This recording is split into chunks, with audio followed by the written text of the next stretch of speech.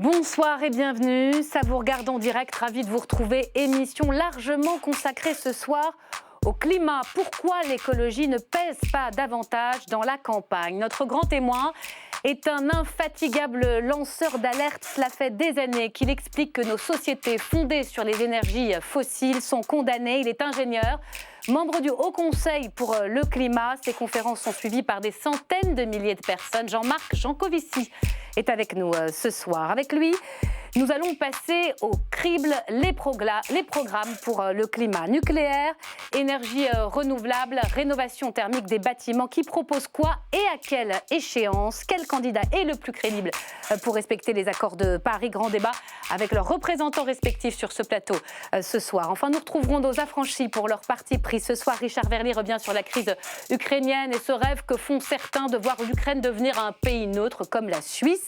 Salomé Saquet nous détaille le rapport d'Oxfam sur le bilan carbone des milliardaires. Et Stéphanie Delpierre, le vote très attendu de la majorité cet après-midi sur l'allongement du délai de l'IVG. Voilà pour le menu. C'est parti.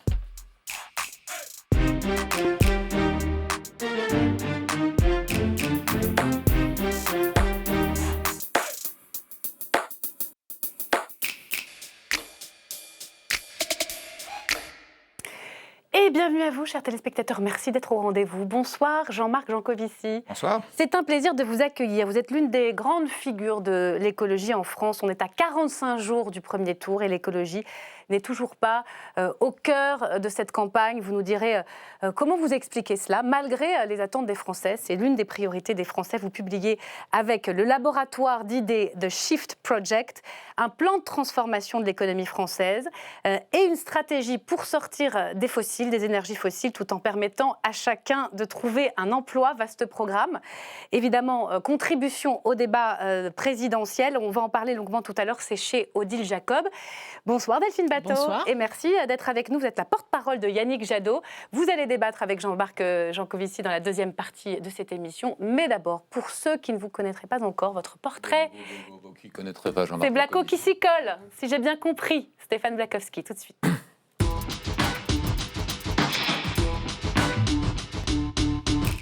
Si j'ai bien compris Jancovici ce soir, Stéphane. Si j'ai bien compris Myriam, ce qui est compliqué avec Jean-Marc Jancovici, c'est qu'on a du mal à lui coller une étiquette. Alors je sais, les gens n'aiment pas qu'on leur colle une étiquette, mais moi c'est mon boulot.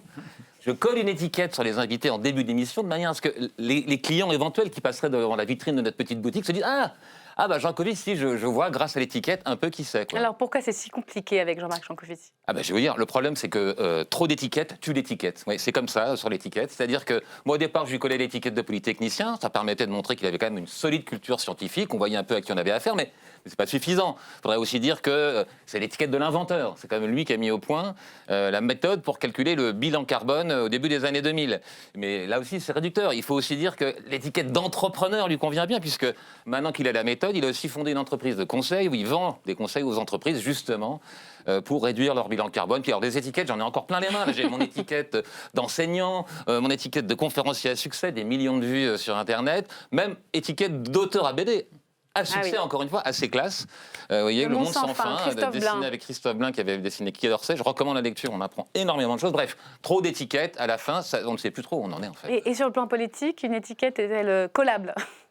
C'est encore pire, j'ai envie de vous dire, sur le plan politique. Parce que, vous voyez, moi, au départ, dans la mesure où depuis 20 ans, Jean-Marc Jancovici est un lanceur d'alerte qui nous prévient, met en garde sur les conséquences du réchauffement, moi, je lui collais l'étiquette écolo. Mais alors là, direct, hier, il donne une interview à La Croix. Regardez la phrase mise en exergue par les journalistes. Qu'on le veuille ou non, nous n'échapperons pas à la décroissance. Là, je change d'étiquette. Je prends l'étiquette écolo, limite radicale. Il défend exactement la même position que Delphine Batho, qui était la seule de la primaire des Verts à dire ouvertement oui, il faut aller vers la décroissance. On écoute ce que vous disiez sur France Info.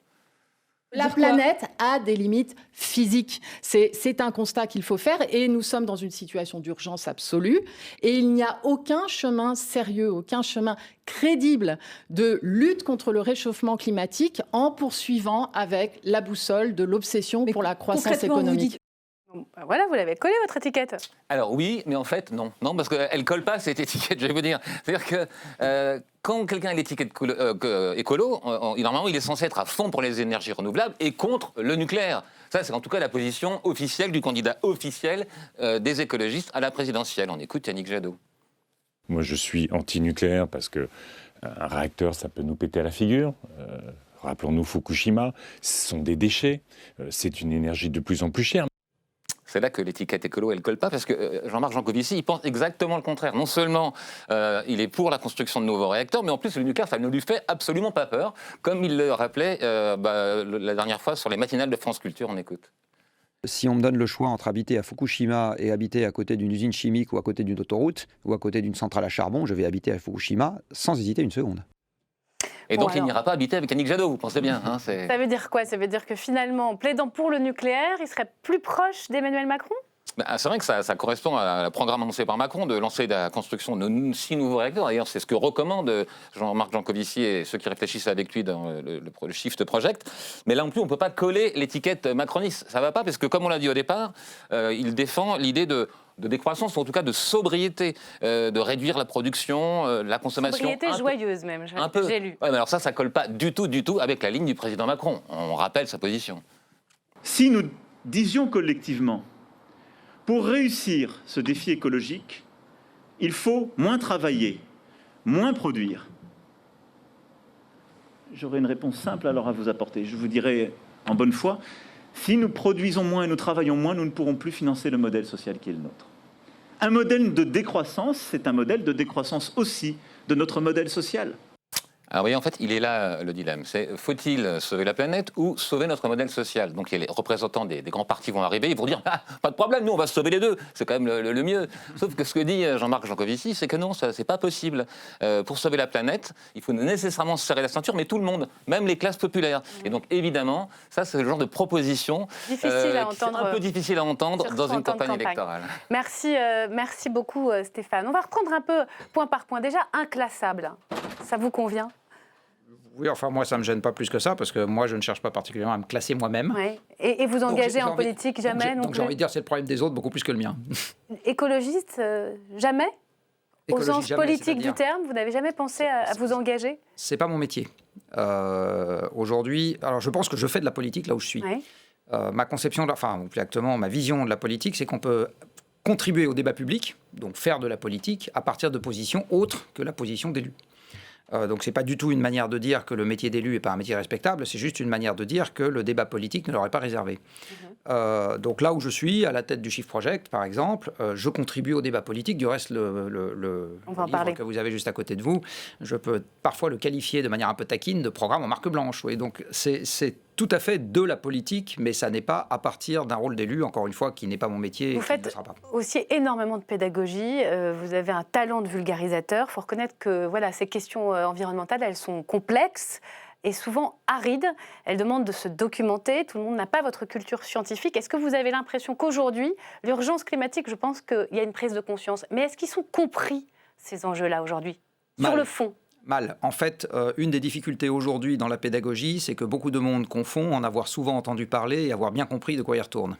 Et encore aujourd'hui, on croise énormément de gens qui, du coup, sont passés de « j'ai pas trop envie qu'on m'explique le problème parce que je pense qu'il n'est pas très important ou il est anxiogène, je sais pas quoi », à des gens qui disent « j'ai pas trop envie qu'on m'explique le problème parce que c'est bon, j'ai compris, on m'en a déjà tellement parlé », mais en fait, ils ont éventuellement compris qu'il y avait un problème, ils n'ont pas suffisamment compris pour être capables de le gérer. Mais par exemple, dans La Croix aujourd'hui, vous dites que les politiques, les journalistes aussi d'ailleurs, mais les politiques n'ont rien compris ni aux ordres de grandeur, ni aux échelles de temps. Vous avez cet exemple avec Bruno Le Maire qui, promettant l'avion vert à hydrogène en 2035, serait à côté de la plaque, selon vous. Vous savez, quand vous avez 20 000 avions qui volent dans le monde et que vous en avez un à hydrogène qui arrive en 2035, alors que normalement, il faudrait avoir résolu notre problème en 2050, ça ne va pas faire une grosse différence. Si je prends un parallèle qui vous parlera beaucoup plus, si Renault essaye de sauver son chiffre d'affaires en arrêtant de vendre des voitures et en vendant des trombones, je ne suis pas sûr qu'ils vont y arriver. Donc là, c'est ça la culture des ordres de grandeur, c'est faire la différence entre 1 et 1 million ou entre 1 et 1000. Et très souvent, dans le débat public, il y a une énorme confusion sur les ordres de grandeur. Et évidemment, c'est quelque chose qui n'aide pas à réfléchir sainement sur le problème. Alors avant de venir à vos propositions, parce que c'est extrêmement complet et très pédagogique, il y a des graphiques, il y a même des dessins sur chaque secteur de l'économie. Sur la question du pétrole, c'est un peu votre cheval de bataille, vous répétez régulièrement que là non plus, le débat n'avance pas d'un iota et qu'au fond, au-delà même de l'urgence climatique, il y a une limite physique aux ressources énergétiques fossiles. Donc de toute façon, on ne pourra pas faire avec, quand bien même le climat, la question climatique n'existerait pas. Expliquez-nous ça. En fait, le pétrole, il a déjà commencé à faire mal en Europe depuis 2008. En 2008, ça vous rappelle peut-être quelque chose. Le pic. Alors, 2008, c'est la faillite de Lehman Brothers, suivie en 2009 par la fameuse crise financière, qui est restée dans l'imaginaire français comme étant la crise des subprimes. Les banquiers ont fait absolument n'importe quoi, et du coup, la pyramide...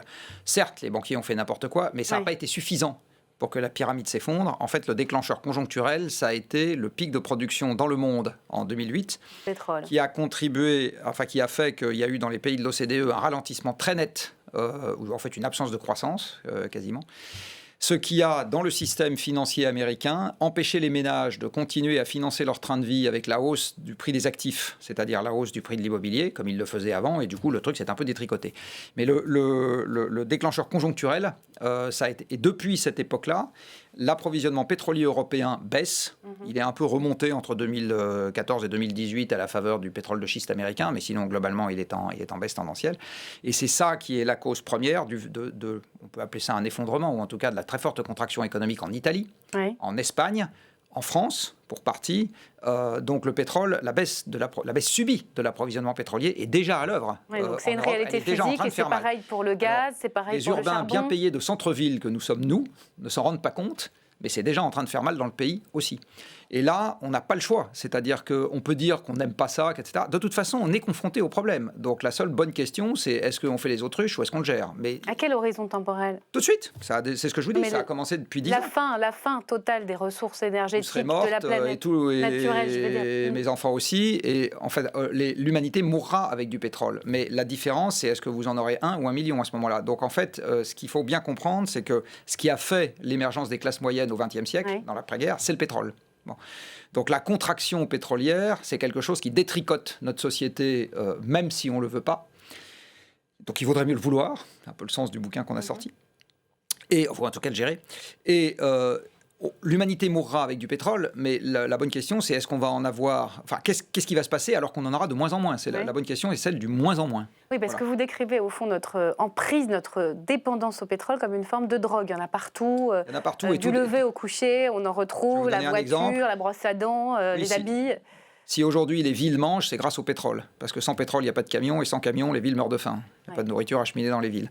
Si on arrive à nourrir toute la population française avec 1,5% de la population active dans l'agriculture, c'est grâce au pétrole. Parce qu'on a remplacé les agriculteurs par des auxiliaires mécaniques qui s'appellent des tracteurs, qui fonctionnent au pétrole, des moissonneuses-batteuses qui fonctionnent au pétrole. La consommation des usines d'engrais fossiles françaises, qui fonctionnent au gaz. C'est 60% encore aujourd'hui, c'est ça ? Si on regarde l'énergie qui rentre dans les machines qu'on utilise, donc de la brosse à dents électrique jusqu'à l'ascenseur, en passant par les voitures et les laminoirs. Les hydrocarbures, enfin les combustibles fossiles, représentent en gros les 3/4 de l'énergie utilisée par les machines. Alors comment on fait pour s'en déprendre ? Expliquez-nous le sens de la démarche du Shift Project. Alors d'abord, il faut comprendre que comme les énergies fossiles sont partout, il faut tout regarder.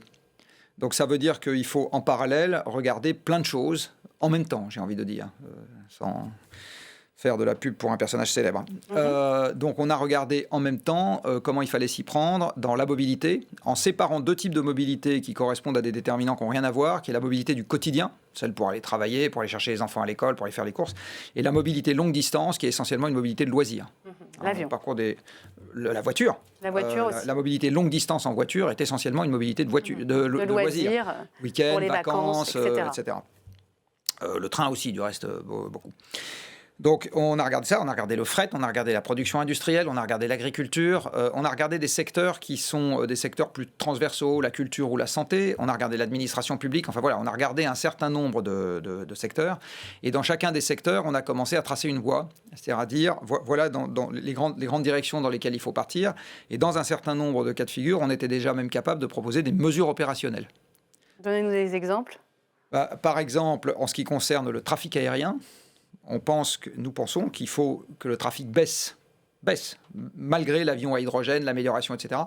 Alors pas soit amené à 0, mais commence à baisser. Mais baisse drastiquement. Hein. Il faut même que vous précisiez les échelles. Là, il a bien baissé avec le Covid, mais il faut qu'il baisse.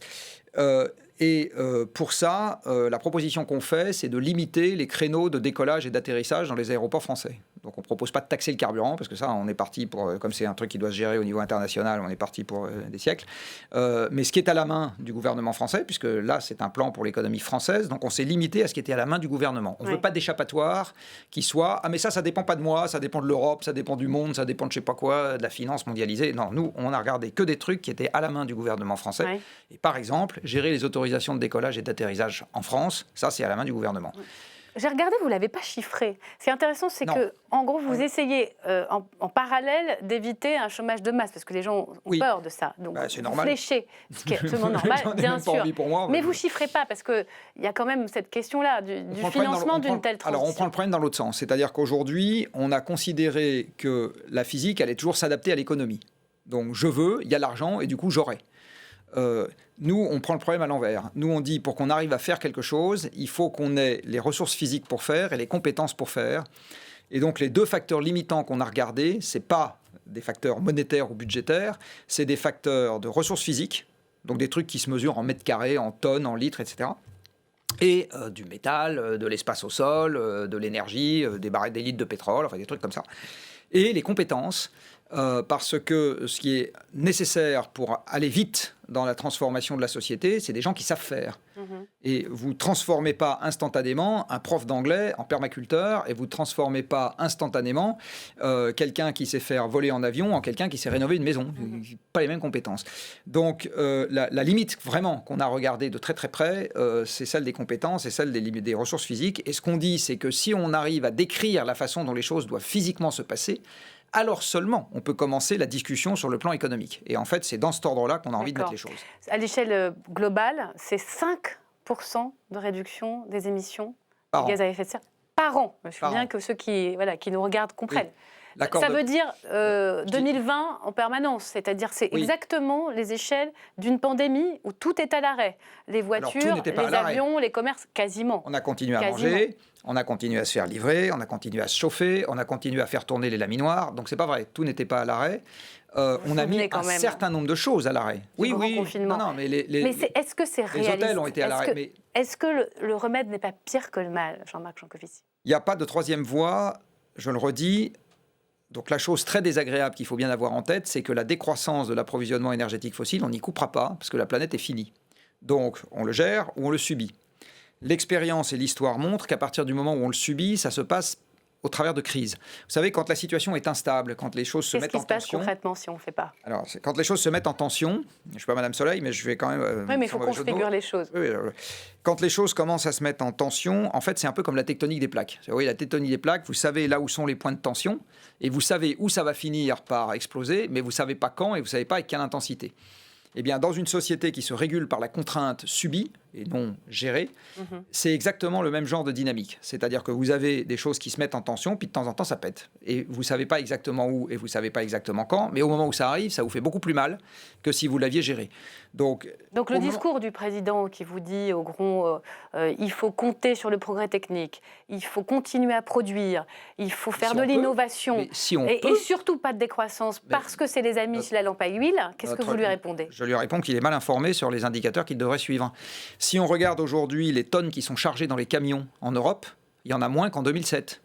Si on regarde les mètres carrés qui sont construits par an en Europe, il y en a moins qu'en 2007. Si je regarde en termes physiques, en volume, la production industrielle aujourd'hui en Europe, elle est inférieure à celle de 2007. Je parle de toute l'Europe, celle qui va de la Suède jusqu'à l'Espagne. Donc pour vous, pour y parvenir, ça n'est pas que de l'efficacité énergétique en faisant des économies d'énergie, c'est aussi un changement de comportement. Oui, mais surtout pour paraphraser un personnage célèbre, il ne suffit pas de sauter en l'air comme un cabri en disant croissance, croissance pour l'avoir. Ça ne suffit pas. On a la croissance à partir du moment où on a les ressources qui permettent de l'avoir. Donc on fait des autos si on a du minerai de fer, du charbon pour faire l'acier, on revient à la question et du pétrole pour faire le plastique. Sinon, on ne fait pas de voiture. Fossile. Vous avez vu Don't Look Up ? Bien sûr. Est-ce que ça ne touche pas du doigt, au fond, cette incapacité à se projeter, en fait, à percevoir l'enjeu ? Il y a une forme d'irrationalité collective, au fond, qui fait qu'on n'arrive pas à agir malgré la catastrophe qui est en cours. Comment c'est aussi une question du livre, Comment vous comprenez ça, cette difficulté du passage à l'acte, quand au fond, on sera tous morts, mais peut-être que la catastrophe Donc, Le Cap est un film après. qui se passe aux États-Unis, qui est un pays qui est l'archétype du monde en expansion. Les États-Unis se sont bâtis sur un monde infini, extrêmement riche en ressources naturelles. Par exemple, avant la Seconde Guerre mondiale, les 2 tiers de la production de pétrole dans le monde, c'était les États-Unis. Donc c'est un pays qui a fait toute son histoire sur des ressources à profusion illimitée. Et donc, dans ce monde facile, on a créé quelque part un univers de frivolité. Et en fait, c'est ça que Don't Look Up dénonce. C'est-à-dire que dans ce film, les médias sont terriblement frivoles, les politiques sont terriblement frivoles, parce qu'il n'y a pas besoin de s'occuper des dangers du long terme, parce qu'il n'y en a pas. Vous êtes dans un monde, c'est la corde d'abondance en permanence. Qu'est-ce que vous voulez vous occuper du long terme? Oui, la jouissance perpétuelle, la préférence pour le présent. Et en fait, c'est aussi un peu ça que nous avons fait dans les pays d'Europe occidentale. C'est-à-dire que nous sortons d'une période très facile. Alors, elle est un peu moins facile depuis un petit moment, mais nous sortons d'une période très facile et on n'a absolument pas bâti les institutions qui permettent de diriger la barque par gros temps. Elles ne sont pas là. Alors, je crois qu'on a tous compris, Delphine Batho, qu'il y a urgence et qu'il va falloir agir. On va accueillir nos invités avec Delphine Batho. Vous allez pouvoir débattre avec des représentants de chaque candidat. On va parler du nucléaire, on en a dit un mot. On va parler de vos programmes en matière de rénovation thermique des bâtiments. On va parler énergie renouvelable, tour d'horizon des programmes pour décarboner notre économie. On voit cela avec Marco Pommier.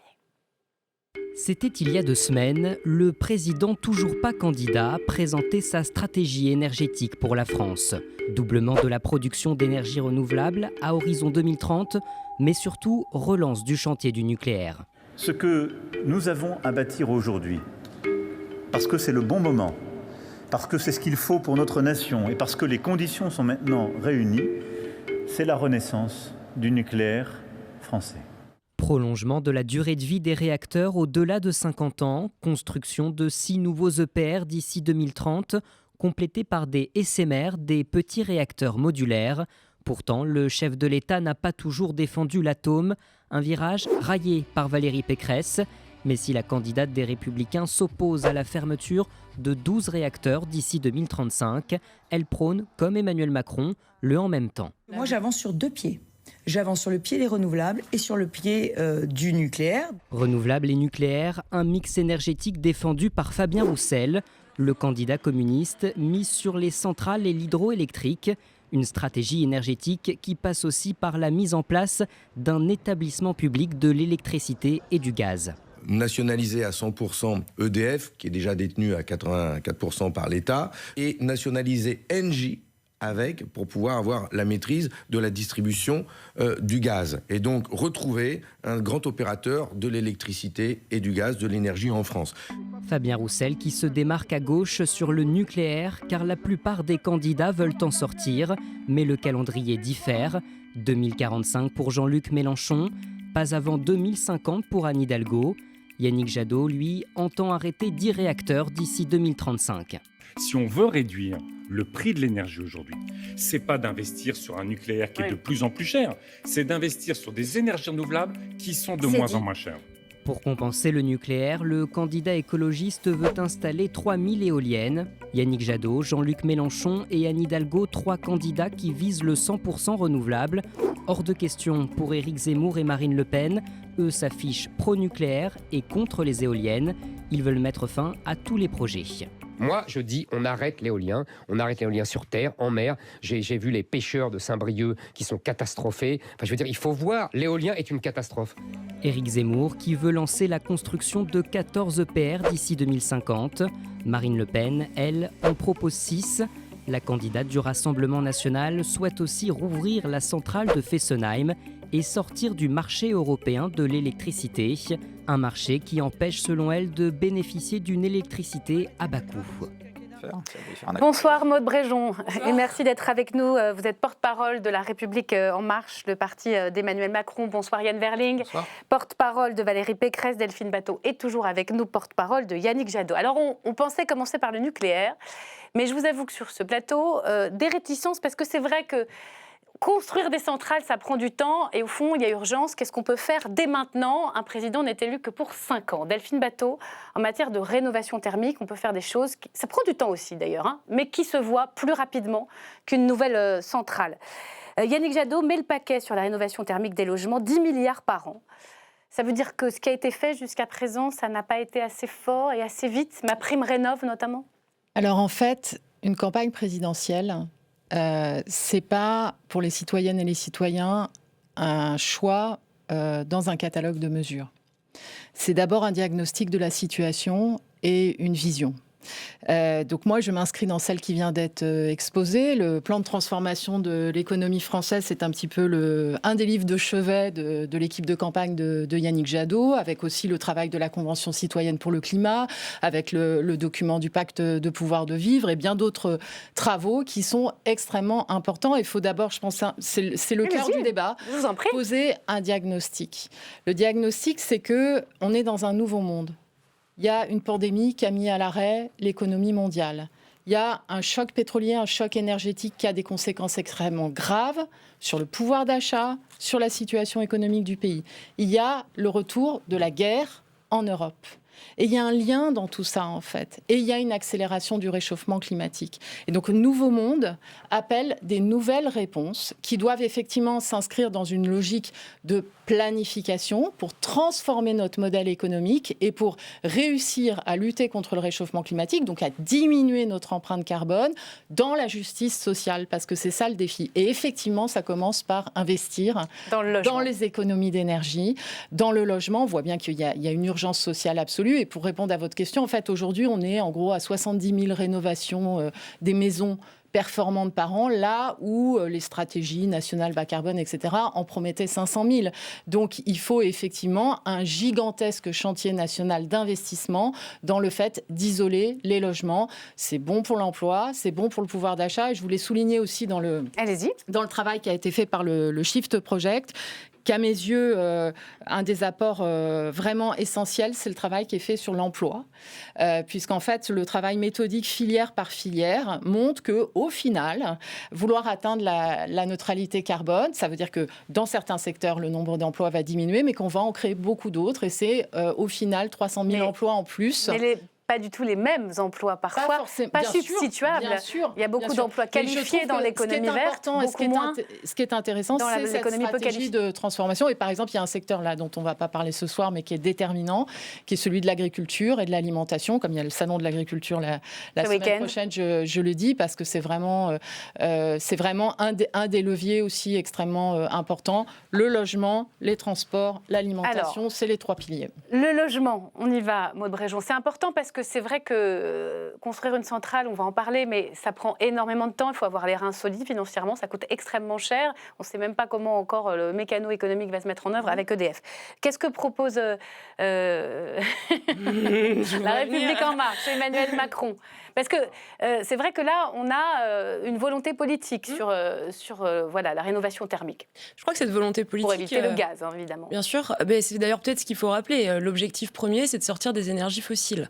Et pour ça demande d'électrifier les usages et ça demande de diminuer notre consommation. Donc ça passe par de l'efficacité énergétique et aussi, dans une certaine mesure, et c'est là-dessus ensuite qu'on pourra débattre, par de la sobriété énergétique. Cette volonté-là, elle est portée depuis 5 ans par le président de la République. J'entends, et de toute façon, on nous dira toujours « ça ne va pas assez vite ». C'est probablement aussi vrai. En revanche, l'interdiction, par exemple, des passoires thermiques dans la loi, c'est bien ce gouvernement qui l'a fait. L'accompagnement pour la rénovation énergétique avec MaPrimeRénov' qui a bénéficié à plus d'1 million de foyers en France, c'est aussi ce gouvernement qui l'a fait. La RT 2020 qui diminue les incitations pour se chauffer au gaz, c'est également ce gouvernement. Donc on doit continuer dans cette dynamique-là. J'entendais ce que vous disiez, Madame Batho. Pour moi, il y a un autre pilier qui est absolument nécessaire, qui est la décarbonisation de l'industrie, et dont on parle peut-être pas suffisamment assez. Ce qui a été fait dans le cadre de France 2030, on a mis 1 milliard pour soutenir des technologies qui sont déjà éprouvées, pour permettre à l'industrie d'émettre moins de CO2, et on a mis 4 autres milliards pour développer des innovations, des technologies innovantes qui doivent aussi permettre d'aller dans ce sens-là. Donc c'est des chantiers qui sont en cours et que le gouvernement continuera à porter. Yann Verling, alors vous, c'est la trajectoire politique que vous avez interroge, parce que c'est vrai qu'aujourd'hui, vous êtes porte-parole de Valérie Pécresse, et quand on regarde son programme en matière d'écologie, il y a une, je ne sais pas si c'est une timidité ou si vous n'êtes pas très offensif à dessein, mais il n'y a même pas l'occurrence écologie sur la plateforme. Il faut aller chercher dans l'agriculture durable, etc. On a l'impression que c'est quelque chose que vous ne portez pas véritablement. Sur la question du logement, qu'est-ce qu'elle propose ? Je ne suis pas d'accord parce que Valérie Pécresse s'est exprimée à plusieurs reprises, et d'ailleurs bien avant qu'Emmanuel Macron le fasse sur les questions énergétiques, justement en faisant un peu le triptyque sur la relance effectivement d'un programme nucléaire, la relance de l'éolien et un programme d'économie d'énergie à hauteur de 30%. Bon. Reprenons cela, pas loin des chiffres aujourd'hui que RTE propose. Moi, je veux dire quelques éléments quand même par rapport au débat. Le premier, c'est qu'on est face à une crise énergétique qui est à peu près l'équivalent de ce qu'on a connu dans les années, début des années 70 en réalité. Grande crise énergétique à l'époque, choc pétrolier. J'étais à peine né, donc tout le monde a peut-être oublié, mais quand même, c'était quelque chose d'équivalent. Et qu'est-ce qu'on avait fait à l'époque ? Une des premières mesures qu'on avait prises, c'était de faire un grand programme d'économie d'énergie. Donc c'est bien que vous commenciez par ça, parce que c'est par ça qu'il faut commencer effectivement. Un grand programme d'économie d'énergie, de chasse au gaspillage, de rénovation du logement, mais pas que. La chasse au gaspillage, c'est aussi dans d'autres secteurs. Et ça me paraît être un point très important. Économie d'énergie, dans la bouche de Valérie Pécresse, ça veut dire efficacité énergétique, ça veut dire sobriété, comportement qui change. C'est deux choses très différentes. On met des mots, mais il y a du quotidien concret derrière. Mais la rénovation, c'est baisser la consommation d'énergie par logement. C'est tout simple. Oui, mais c'est aussi des économies d'énergie. Quand vous dépensez moins d'énergie pour chauffer votre logement, vous économisez. Et l'autre point sur lequel je veux insister, et sur lequel Valérie Pécresse a déjà dit des choses, elle a même fait une tribune il y a plusieurs semaines de cela à ce sujet, c'est qu'un des éléments d'atteinte de cet objectif à 2050 de décarbonation, c'est de réindustrialiser la France en réalité. C'est de faire en sorte que revienne en France un certain nombre de productions industrielles qu'on importera beaucoup moins. Parce que quand vous produisez aujourd'hui, quand vous achetez un produit qui est fabriqué en Chine, ce même produit demande beaucoup plus de carbone que si vous le produisiez avec les technologies françaises et avec les systèmes français. Donc cette réindustrialisation de la France, non seulement c'est bon pour les émissions carbone, et c'est bon pour l'emploi, puisqu'on parlait d'emploi à l'instant. Donc ces points-là, vous dites que Valérie Pécresse n'a rien dit, tout cela, elle l'a dit, et elle l'a dit à plusieurs reprises. Alors Jean-Marc Jancovici, je ne vais pas forcément vous faire jouer les juges de paix, mais au regard du Shift Project, le plan de transformation de l'économie française, sur cette question du logement, on a parlé de l'industrie également, sur ce qu'on peut faire tout de suite, en mettant évidemment les moyens. De qui vous rapprochez-vous et quel regard vous portez sur ce qui est proposé dans la campagne ? Je ne vais pas tellement me positionner par rapport à ce qui est proposé dans la campagne, parce que je ne fais pas la revue de presse tous les jours. Je vais me positionner par rapport à ce qu'on raconte nous. Nous, on raconte deux choses. On raconte la première chose qu'on raconte, c'est que nous, on veut mettre un coup de frein sur la construction neuve. Aujourd'hui, vous avez chaque année 2 fois plus de logements qui sont construits que de création de ménages. Ça veut dire que c'est sous-optimal. C'est peut-être bien en termes de les gens veulent vivre ici et pas là où il y a déjà des logements à rénover, etc. Mais par contre, c'est sous-optimal en termes de ressources. Là, vous parlez quoi ? De la pollution liée au bâtiment, au ciment, à tout ça. Il faut aller chercher c'est le sable dans la mer qu'on vient chercher, etc. C'est ça, il faut aller chercher du sable dans les carrières, si on artificialise. En fait, vous avez à peu près autant de surface artificialisée hors du bâtiment pour faire les routes, les voies d'accès, etc., qu'avec le bâtiment lui-même. Mais vous savez qu'il y a une crise du logement aussi. C'est l'acier. En parallèle. Oui, on y viendra après. C'est l'acier que vous devez produire, à peu près la moitié de l'acier qu'on produit sert à la construction, etc. Donc, voilà. Il y a un deuxième sujet qu'il faut avoir en tête, c'est que les grosses villes ne sont pas durables dans un monde sobre en énergie. Alors ça, évidemment, le problème, c'est que ça va très au-delà d'un mandat présidentiel, parce que ce que je suis en train de vous dire, c'est qu'il va falloir aller à l'inverse de la tendance qu'on a eue sur les 2 derniers siècles. Quand vous regardez dans le monde où vivent les populations dans les pays en fonction de la quantité d'énergie qui est disponible, vous vous rendez compte que plus l'approvisionnement énergétique par personne est élevé, plus la fraction de la population urbaine est élevée. Et c'est normal, parce que pour faire les villes, on explique très bien ça dans Le Monde sans fin. La bande dessinée avec Christophe Blain. Chez tout libraire qui se respecte. Eh bien, on explique en quoi l'apparition des villes, en fait, c'est l'aboutissement d'une société énergivore. Donc, dans un monde qui sera sobre, qu'on le veuille ou qu'on ne le veuille pas, qui sera sobre, qu'on le veuille ou qu'on ne le veuille pas. Bon, juste vous pouvez nous définir ce que ça veut dire la sobriété, de façon très concrète. Alors, sobriété, ça veut dire consommer moins. Voilà. En fait, quand on regarde l'énergie, moi, le petit glossaire que je propose à mes étudiants est le suivant.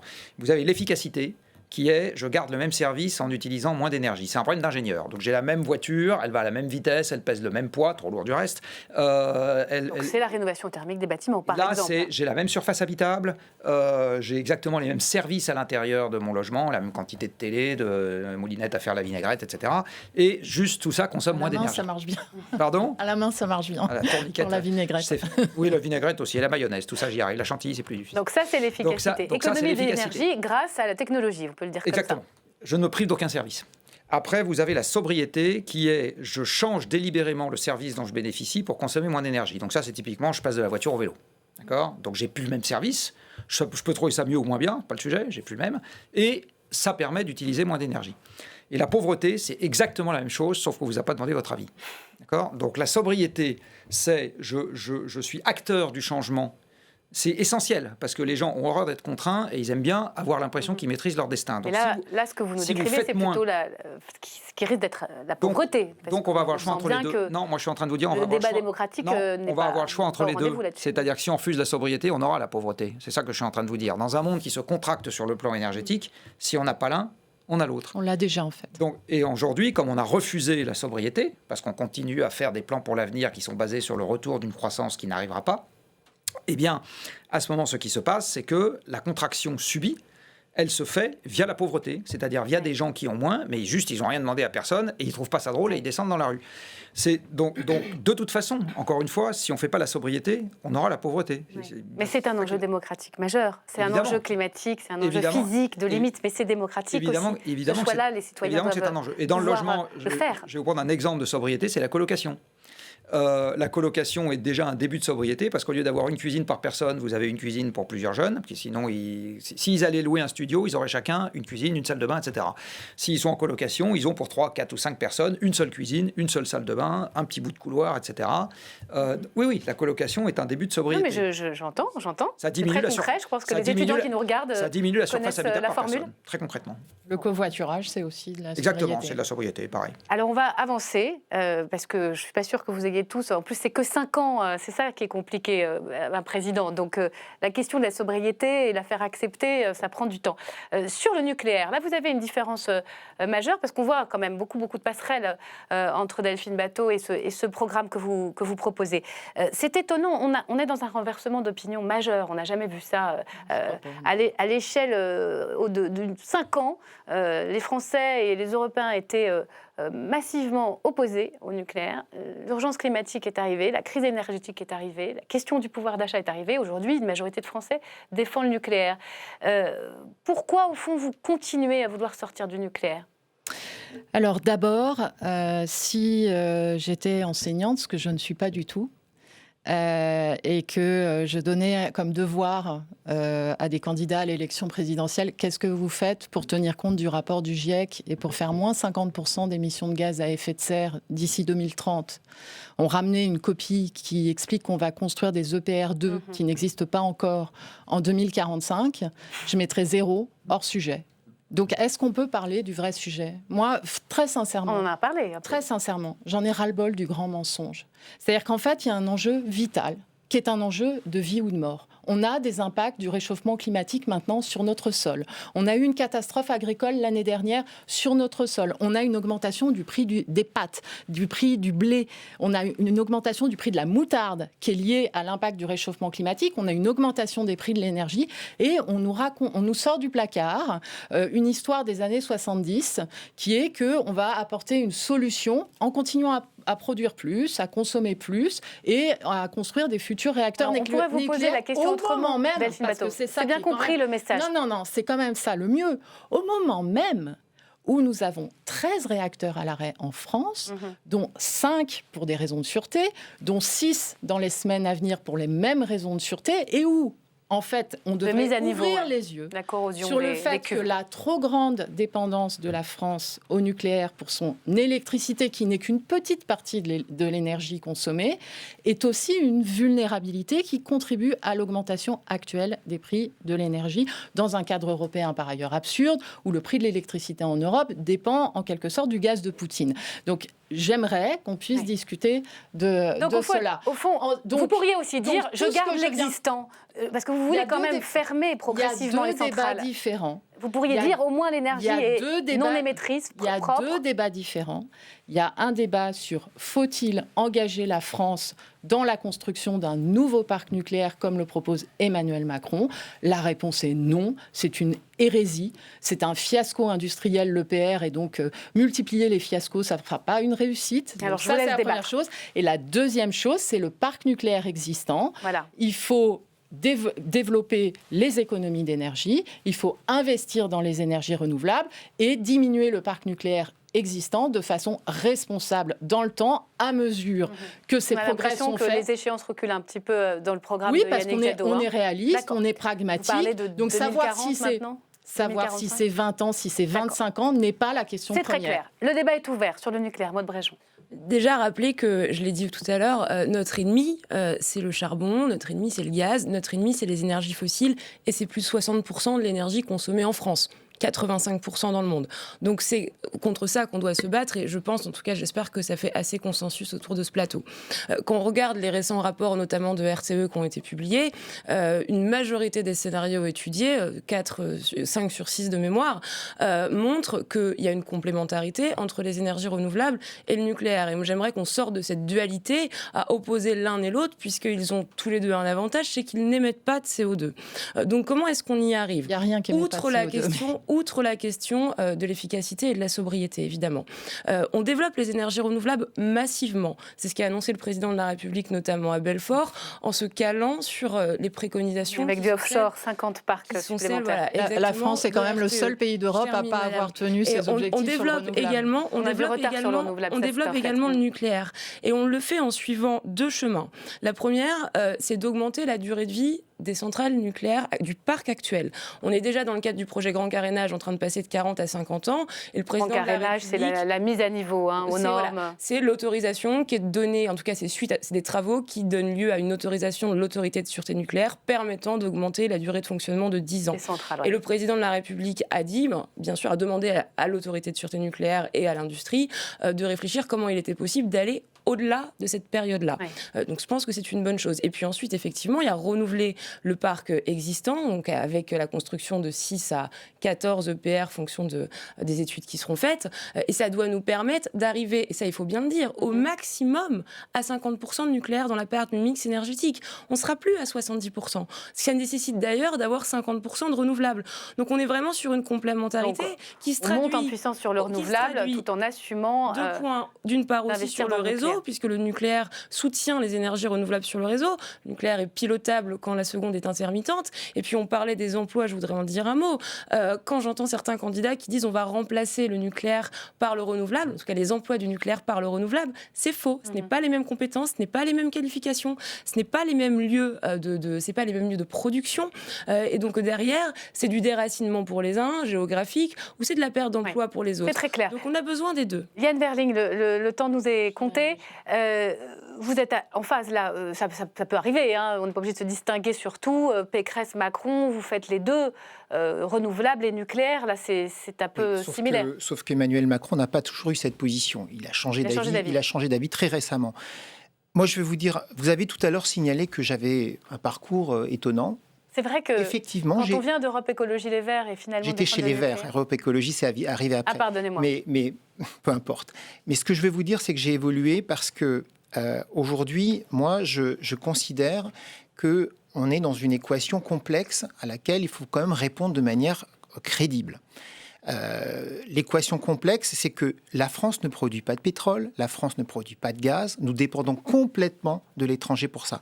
Je ne vous fais pas de dessin par rapport à la situation aujourd'hui avec l'Ukraine, il est hors de question qu'on dépende du gaz. Donc, si on veut effectivement gagner en autonomie, rien que sur cette question-là, qui est peut-être pas qu'une question environnementale, c'est une question économique extrêmement importante, gagner en autonomie, gagner en indépendance, nous avons besoin de produire notre propre énergie. Aujourd'hui, il y a aussi d'autres éléments qui entrent en ligne de compte, c'est que nous avons besoin aussi de dépolluer nos villes. Donc beaucoup d'usages aujourd'hui qui étaient très carbonés vont devoir être moins carbonés, dont les mobilités par exemple, et aussi le logement. Donc on est dans une électrification très importante des usages. Ça, c'est la perspective qui pour moi est une donne nouvelle que je n'avais pas à l'esprit encore il y a quelques années et qui entre en ligne de compte. L'explosion de la demande d'électricité. L'explosion de la demande d'électricité. Moi, j'entends le discours aujourd'hui, qui était aussi le mien, celui de Delphine, qui était de dire il faut être à 100% sur du renouvelable et avec évidemment beaucoup d'économies d'énergie. Sauf que je crains qu'avec l'électrification massive des usages, ça ne suffise pas. Et moi, je n'ai pas non plus envie de couvrir la France de panneaux photovoltaïques et d'éoliennes qui posent d'autres problèmes, notamment en termes de biodiversité et de paysage. Donc aujourd'hui, j'en viens à dire que le mix, les trois pieds, économie d'énergie, nucléaire et renouvelable, c'est aujourd'hui la chose la plus réaliste qu'on puisse envisager pour le pays. Oui, un mot important, parce que moi, je suis quelqu'un qui est très soucieuse de transparence démocratique. Et donc, en fait, vous vous êtes exprimé comme porte-parole de La République En Marche, tout en étant salarié de l'industrie nucléaire. Je souhaite juste que les téléspectatrices et les téléspectateurs le savent. Oui, je l'avais mentionné lors d'un précédent débat. Ça a toujours été mentionné. Vous n'êtes pas libre de votre parole. Non, mais là, je lutte contre les conflits d'intérêts. Pourquoi je serais pas libre ? Parce qu'en général, on ne confond pas sa situation personnelle avec son point de vue politique. Je fais de la politique bénévolement. Vous savez, faire venir des gens de la société civile dans le monde politique, madame. C'est pas une question de société civile. Ça demande aussi de leur permettre. Les décisions du gouvernement sur le nucléaire vous concernent directement dans votre parcours. Allez, on va laisser le mot de la fin, Jean-Marc Jancovici, rapidement, parce que vraiment, que c'est une attaque un peu personnelle, que je trouve honnêtement pas très honnête. C'est pas une attaque personnelle, c'est un élément de transparence démocratique. C'est la base de la lutte contre les conflits d'intérêts. Est-ce que vous pouvez pas vous imaginer 2 secondes que je puisse avoir ma propre opinion et défendre votre opinion n'est pas libre sur cette question. Et défendre des convictions qui sont les miennes. C'est dit. Chacun votre opinion n'est pas libre. C'est dit. C'est intéressant cette question sur le nucléaire. Vous aurez le mot de la fin rapidement. Comment vous regardez au fond ces lignes de fracture ? Vous qui défendez farouchement le nucléaire, on l'a entendu rapidement. Il y a eu une époque où on disait en matière d'énergie, le nucléaire c'est 5% du sujet et 95% du débat. On est quand même un peu en train d'en sortir. Donc, par rapport aux commentaires introductifs que vous faisiez, oui, les lignes sont en train de bouger. Et c'est pas que français. C'est partout dans le monde. Et très honnêtement, je ne sais pas exactement ce qu'il y a derrière. Je ne sais pas pourquoi les gens changent d'avis là-dessus. Ça serait intéressant de le savoir. Ça demandera plus que des sondages. Mais effectivement, les gens sont en train de changer d'avis là-dessus. À titre personnel, ma conviction, c'est que les combustibles fossiles occupent une telle place aujourd'hui dans le monde que de penser qu'on va amortir la chute en se passant de nucléaire est un leurre. D'accord. Voilà, alors on va s'arrêter sur ce constat. C'est très clair. Je vais faire une deuxième remarque. Parler du réseau électrique, c'est un sujet compliqué, très compliqué. La quasi-totalité, vous savez, il est très loin le temps où un Français ou une Française pouvait comprendre la technique qui le servait ou la servait simplement en regardant autour de lui comment fonctionnait un moulin, un engrenage, etc. On est sorti de ce monde-là. Vous ne savez pas, et moi non plus, du reste, comment fonctionne le smartphone. Donc on utilise partout des objets techniques qu'on ne comprend pas. C'est aussi vrai pour le réseau électrique. C'était juste ça que je voulais dire. Donc énormément de débats sur le réseau sont des débats un peu hors sol parce que la compétence technique qu'il faut avoir pour en parler en étant légitime, il n'y a pas beaucoup de gens qui l'ont. Bon, écoutez, en tout cas, ça vous honore d'avoir une humilité sur le sujet. Merci beaucoup. Je pense qu'on a dit des choses intéressantes. Il faudrait continuer lors de prochains débats. Évidemment, la campagne commence, si l'on peut dire. Le plan de transformation de l'économie française, c'est aux éditions Odile Jacob et c'est ce collectif, ce think tank, comme on dit, du Shift Project, contribution pour les candidats. Merci à vous. Vous restez avec moi, Jean-Marc Jancovici, parce que c'est l'heure d'accueillir nos affranchis pour leur parti pris. Vous allez voir, ils vont vous faire réagir ce soir. Richard Verly nous parle de la stratégie européenne dans la crise ukrainienne. Salomé Saké a lu pour nous le rapport d'Oxfam sur le bilan carbone des milliardaires. Et puis Stéphanie Despierres va revenir sur ce vote qui était très très attendu par la majorité. Il a eu lieu cet après-midi dans l'hémicycle. Vote sur l'IVG. Nos affranchis, les voici. Bonsoir à vous trois. On va commencer par vous. Tiens, Richard. Alors c'est une idée qui fait son chemin depuis plusieurs semaines. Et si l'Ukraine choisissait de devenir neutre, j'avoue que j'ai un peu haussé le sourcil en lisant cette chronique pour résoudre évidemment son bras de fer avec la Russie. Certains en rêvent après la décision de Vladimir Poutine, après son offensive. La neutralité, vous connaissez bien Richard, forcément, vous êtes suisse et vous nous dites attention, cette hypothèse n'est pas sérieuse. Bien non Myriam, ce n'est pas sérieux parce que la neutralité, elle suppose d'une part d'être respectée et d'autre part de pouvoir être défendue. Elle est très bien définie par le droit international, la neutralité. Un pays neutre, je le rappelle, il s'engage à ne pas recourir à la guerre, à ne soutenir aucune des parties impliquées dans une guerre et à employer des forces armées uniquement pour défendre son territoire s'il est agressé. C'est cette neutralité que la Suisse a adoptée depuis 1815, depuis le Congrès de Vienne, et au sein de l'Union européenne, on ne le répète pas assez souvent, il y a 5 pays qui sont neutres. Il y a l'Autriche, la Suède, la Finlande, l'Irlande et Malte. Alors, comme la Suisse, ils ne sont pas membres de l'OTAN, mais en ce moment, ça vacille un peu, puisque vous n'êtes pas sans savoir que l'OTAN laisse la porte ouverte à d'éventuelles autres adhésions. L'Ukraine en rêve, mais avant elle, il y a la Finlande et la Suède qui ont fait savoir qu'elles regardent de ce côté-là. Alors, je tenais à apporter ces précisions pour bien montrer que ceux qui rêvent d'une Ukraine neutre, eh bien, ils se trompent complètement. Parce que, d'abord, la Russie et la Biélorussie ne respecteraient certainement pas ce statut. Il faut le dire. Et enfin, autre point très important, Vladimir Poutine, dans son discours, vous l'avez remarqué, il a été bien plus loin que simplement de réclamer que l'Ukraine ne rentre pas dans l'OTAN. Il a nié l'existence même de l'Ukraine et ses frontières. Alors, vous savez, la neutralité, elle est surtout commode pour les diplomates dans ce cas précis, parce que ça permettrait en quelque sorte de mettre le problème de l'Ukraine sous le tapis. La réalité, elle est beaucoup plus compliquée. On a aujourd'hui un président russe qui considère que son pays voisin est un satellite, hérité de l'ex-URSS, et au fond, ça ramène l'Union européenne, elle, à voir cette situation dans une position difficile, celle d'une quasi-neutralité. Oui, impuissance de l'Europe parfois dans cette crise, on le sent bien. Merci beaucoup, Richard. On enchaîne avec vous, Salomé. Vous nous parlez ce soir du dernier rapport d'Oxfam et de Greenpeace. Les ONG ont calculé l'empreinte carbone des milliardaires. Ça va vous intéresser? Oui, Myriam, j'espère que vous triez bien vos déchets et que vous coupez l'eau du robinet lorsque vous vous brossez les dents, parce qu'il semble qu'on ne va pas pouvoir compter sur les milliardaires pour sauver la planète. C'est en tout cas ce que nous dit en substance le dernier rapport des ONG Oxfam et Greenpeace, qui nous révèle que le patrimoine financier de 63 milliardaires français émet autant de gaz à effet de serre que celui de la moitié de la population française. Si on en croit ce rapport toujours, 3 milliardaires français émettent via leur patrimoine financier plus qu'un cinquième des Français. C'est-à-dire que 3 personnes émettent plus que 13 millions de Français. Voilà. Alors à quoi c'est dû? C'est le train de vie des milliardaires? Non, alors il faut comprendre que ce qui est comptabilisé là, c'est pas leur mode de consommation, c'est pas leur yacht, leur jet privé, toutes les folies climatiques qu'ils peuvent faire. Il s'agit uniquement de l'empreinte carbone de leur patrimoine financier, c'est-à-dire leur participation au financement d'activités polluantes. Alors pourquoi je vous parle de ça? Parce qu'on est en pleine campagne présidentielle, que l'écologie n'est toujours pas au cœur des débats et que certains candidats... On a essayé ce soir, quand même. Alors ce soir, effectivement. Je pense qu'on a contribué quand même. Dans l'ensemble, il faut quand même rappeler que certains candidats ont réussi l'exploit de ne quasiment pas aborder le sujet du tout pendant toute la campagne. Or, il va falloir trouver un moyen de transformer notre modèle de production. Et pour transformer notre modèle de production, il faut transformer le financement de notre modèle de production. Alors justement, comment les candidates peuvent-ils inciter les milliardaires à investir ailleurs? Alors, comme souvent en politique et en économie, quand on parle, tout est question de fiscalité. En fait, c'est une question d'autant plus importante quand on parle d'écologie. Souvenez-vous du mouvement des Gilets jaunes, qui avait trouvé ses sources dans le sentiment d'injustice qu'avait ressenti une partie des Français face à la taxe sur le carburant, qui était censée être une taxe écologique. Et donc, dans ce rapport toujours, on apprend que la fiscalité carbone pèse 4 fois plus lourd en proportion de leurs revenus sur les 20% les plus modestes, des ménages les plus modestes, en comparaison avec les 20% des ménages les plus aisés. Traduction, les pauvres paient proportionnellement plus pour le climat que les riches, alors que ce sont précisément ces plus riches qui détruisent la planète. Alors pour remédier à cette situation, Oxfam et Greenpeace font des propositions d'ISF climatique, de taxes supplémentaires sur les dividendes pour les entreprises.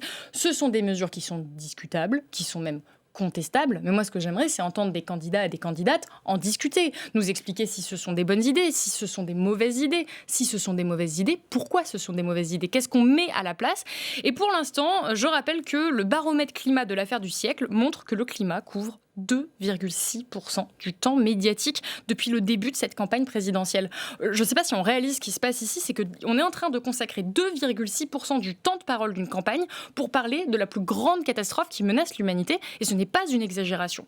Alors, je profite de mon passage à la télévision pour demander une énième fois, en tant que journaliste, mais aussi en tant que citoyenne, à ce qu'on donne enfin à l'écologie et aux questions sociales qui en découlent, parce qu'elles sont profondément liées, la place qu'elles méritent, c'est-à-dire celle de priorité numéro 1.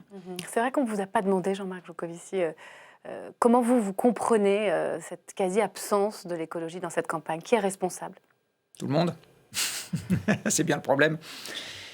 Votre profession, on ne va pas beaucoup les chercher sur ce sujet-là. Alors là, ce soir, on a fait 45 minutes, presque plus. Votre profession, je crois qu'il y a 30 000 cartes de presse dans ce pays.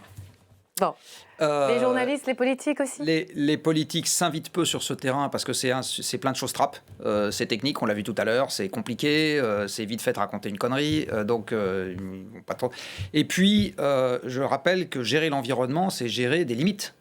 Et les limites, c'est pas très vendeur lors d'une élection. Voilà. Donc si on va pas les chercher, ils viendront pas spontanément tout seuls. Bon, et vous allez les chercher, vous. Et même nous, de temps en temps, avec votre projet. On est un peu co-responsable parce que on fait pas l'effort de comprendre où sont nos envies qui sont antagonistes les unes avec les autres. Voilà. Donc je dis un peu tout le monde. Allez, on va dire la faute est collective. On va terminer avec vous, Stéphanie.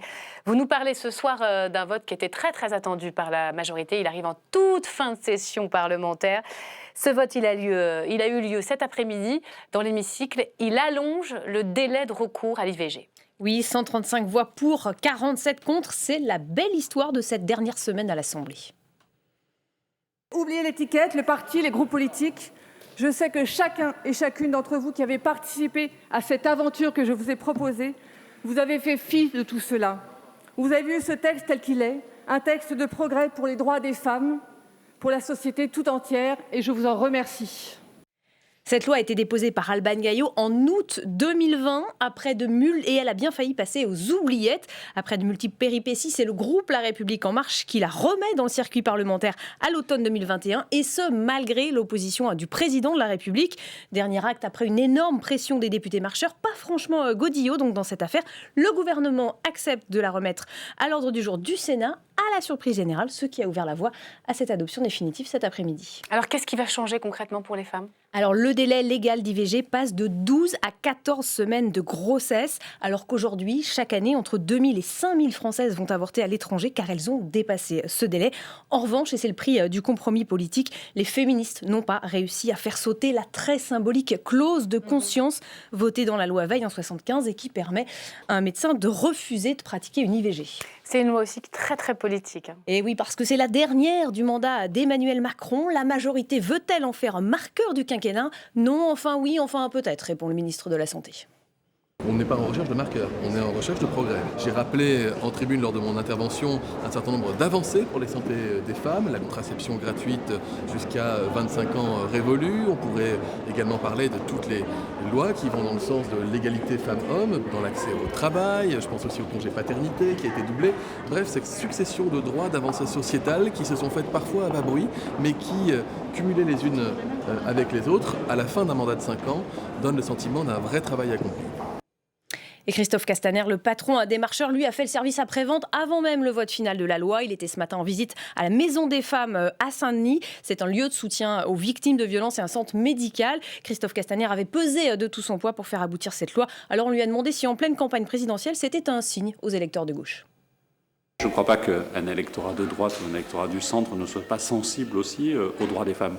Et donc moi j'ai envie de me libérer de ces carcans de considérer qu'une mesure sociale serait de gauche et une mesure qui donne de la sécurité, ici aussi en Seine-Saint-Denis, serait de droite. Ça n'est plus, à mon sens, le bon référentiel. Et oui, Myriam, nous n'avons pas le bon référentiel. Mais l'essentiel, c'est que cette loi sur l'IVG est une vraie avancée pour le droit des femmes. Merci beaucoup, merci à tous. Merci Jean-Marc Jancovici d'être venu sur le plateau d'LCP, le plan de transformation de l'économie française. Vous le lisez tranquillement, c'est pas simple tout le temps à comprendre, mais il y a beaucoup de petites aides, il y a des graphiques, il y a des dessins, et c'est passionnant. C'est un ouvrage citoyen, contribution à la campagne présidentielle. Merci les affranchis, très belle soirée, restez avec nous. Votre soirée documentaire commence maintenant. À demain.